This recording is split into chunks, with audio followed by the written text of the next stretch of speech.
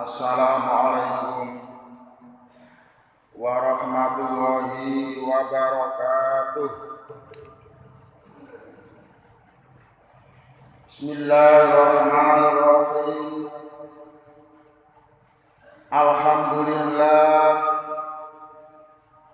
Alhamdulillahilladzi ahyana ba'dama amatana wa ilaihi nusyur.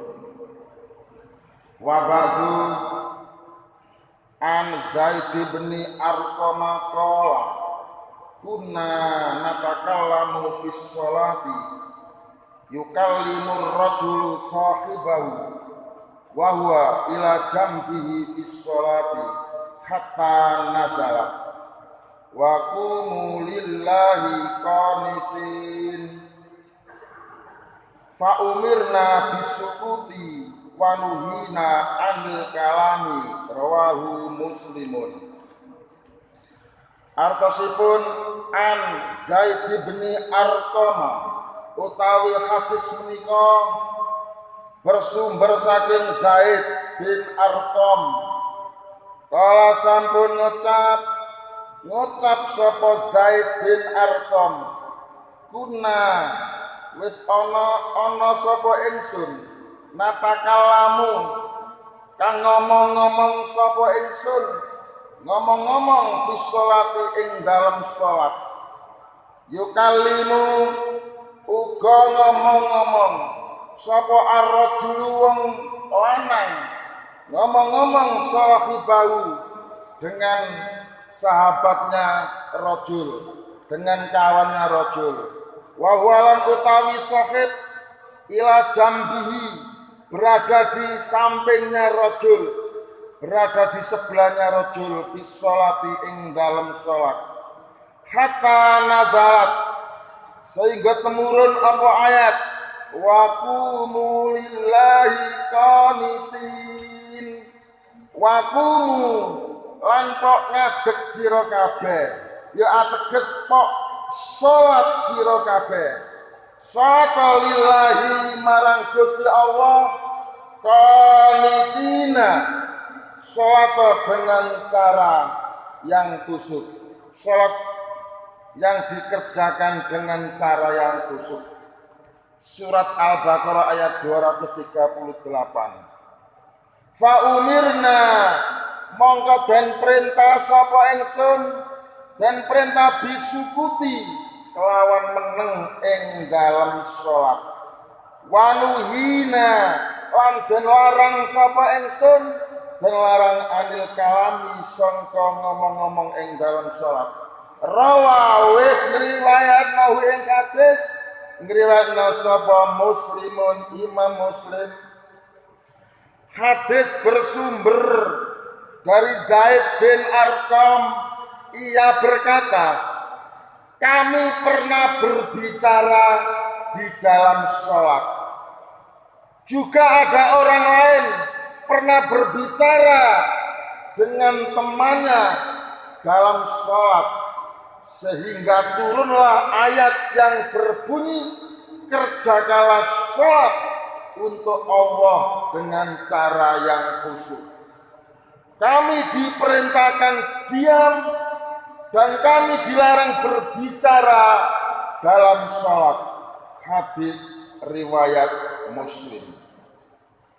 Para hadirin jamaah sholat subuh ingkang minulya, hadis kala wau kula paringi tema inggih menika bab dilarang berbicara dalam sholat. Jadi sampean kapan sembahyang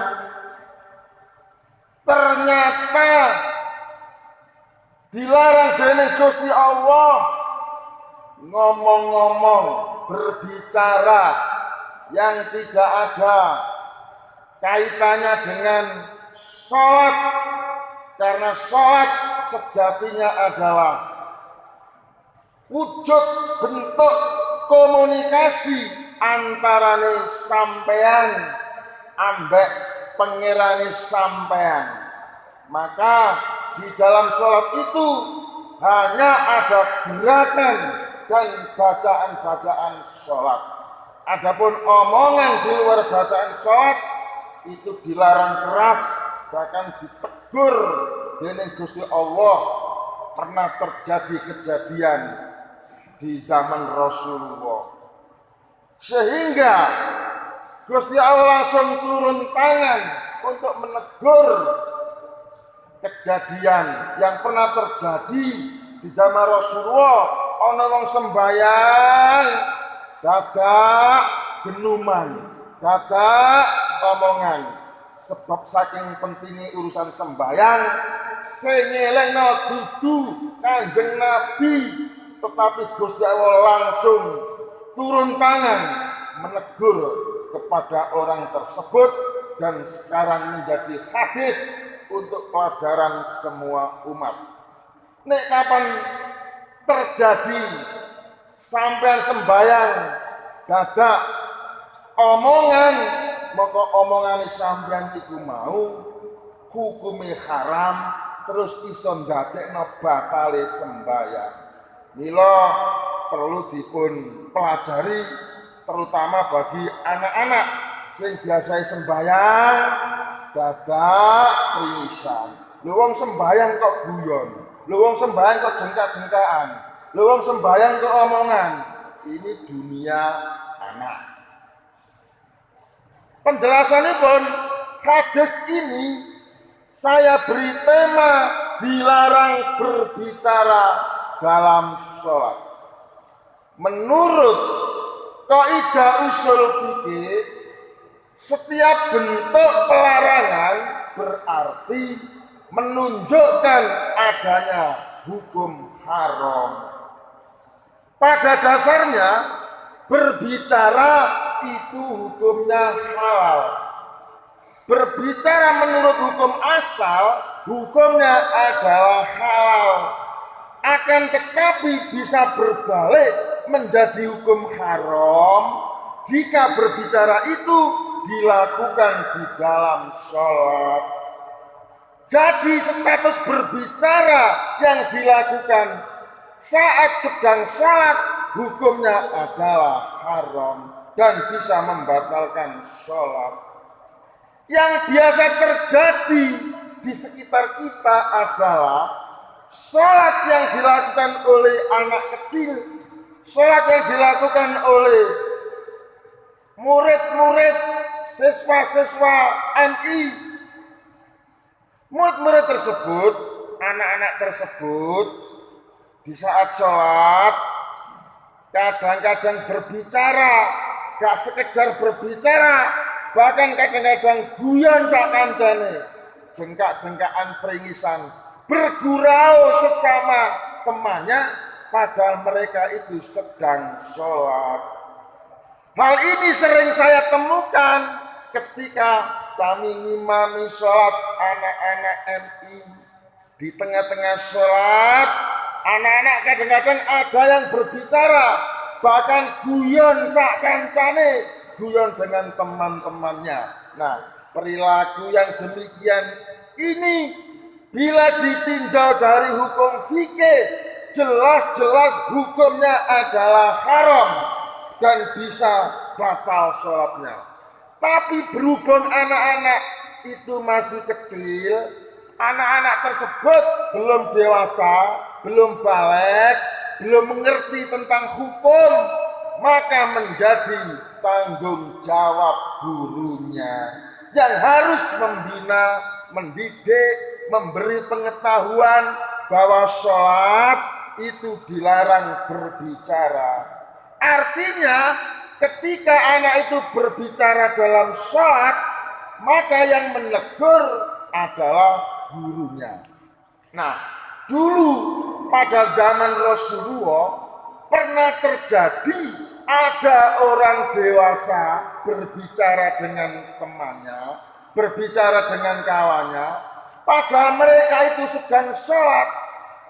Orang tersebut beranggapan bahwa berbicara dalam sholat itu boleh, tidak masalah, sehingga mereka tidak merasa bersalah, mereka tidak merasa berdosa.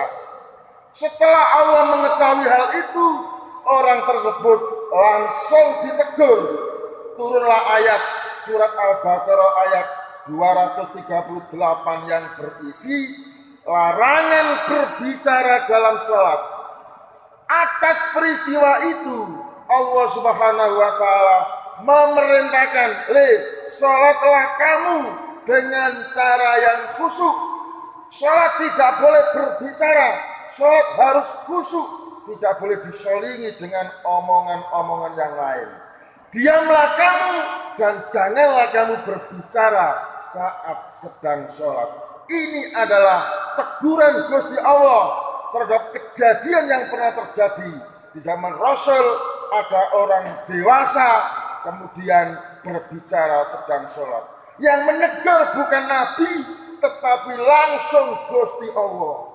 Peristiwa atau kejadian tersebut memberi pelajaran kepada kita semua betapa pentingnya sholat, sehingga Gusti Allah langsung turun tangan memberi peneguran secara langsung terhadap sholat yang dilakukan dengan berbicara pada orang lain.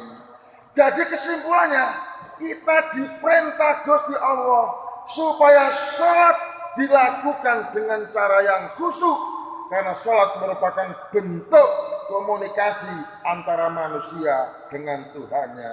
Saudara-saudara, kiranya seperti itu maksud hadis yang saya baca. Semoga bisa kita pahami untuk dipraktikkan dalam ibadah kita sehari-hari.